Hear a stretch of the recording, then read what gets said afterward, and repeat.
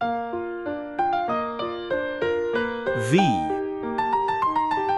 by Nikolai Gogol. Horror novella. Part 11.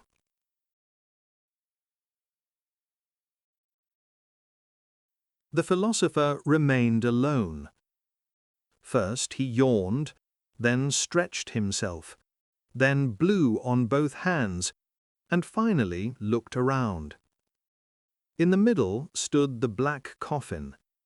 Candles flickered before dark icons. Their light illumined only the iconostasis and faintly the middle of the church.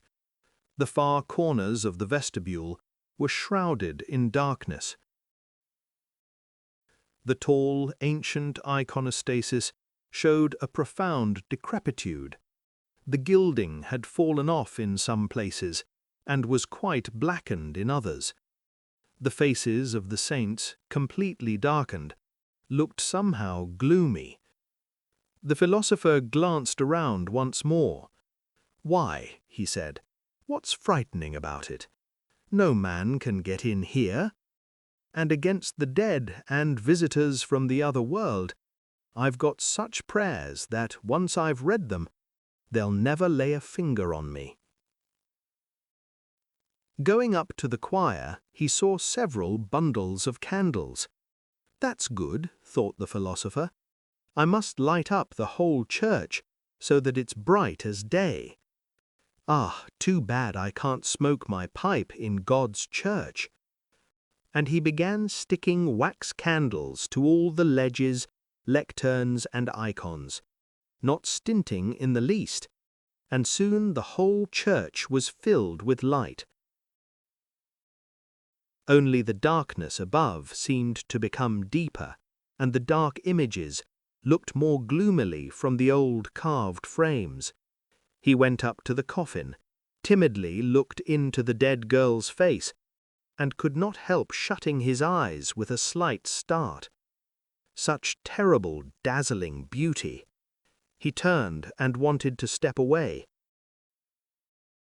But with a strange curiosity, with the strange self-contradictory feeling that will not leave a man, especially in a time of fear, he could not refrain from glancing at her as he went, and then, with the same feeling of trepidation, glancing once more. Perhaps she would not have struck him with such panic terror if she had been slightly ugly. But there was in her features nothing dull, lusterless, or dead. The face was alive, and it seemed to the philosopher that she was looking at him through closed eyes. He hastily went over to the choir, opened the book, and, to cheer himself up, began reading in his loudest voice. His voice struck the wooden walls of the church, long silent and deaf. Solitary, without echo, it poured in a low bass into the utterly dead silence, and seemed a little wild even to the reader himself. "What's there to be afraid of?" he thought to himself meanwhile. "She won't get up from her coffin, because she'll be afraid of God's word. Let her lie there. And what kind of Cossack am I if I'm scared? So I drank a bit. That's why it seems so frightening." And yet, as he turned each page, he kept glancing sidelong at the coffin, and an involuntary feeling seemed to whisper to him, "Look, look, she's going to get up. She's going to rise. She's going to peek out of the coffin." But there was a deathly silence. The coffin stood motionless. The candles poured out a whole flood of light.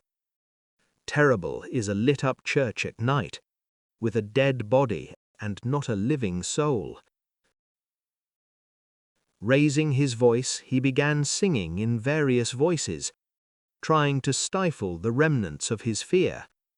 Yet he turned his eyes to the coffin every other moment, as if asking the inadvertent question, "What if she rises? What if she gets up? She raised her head.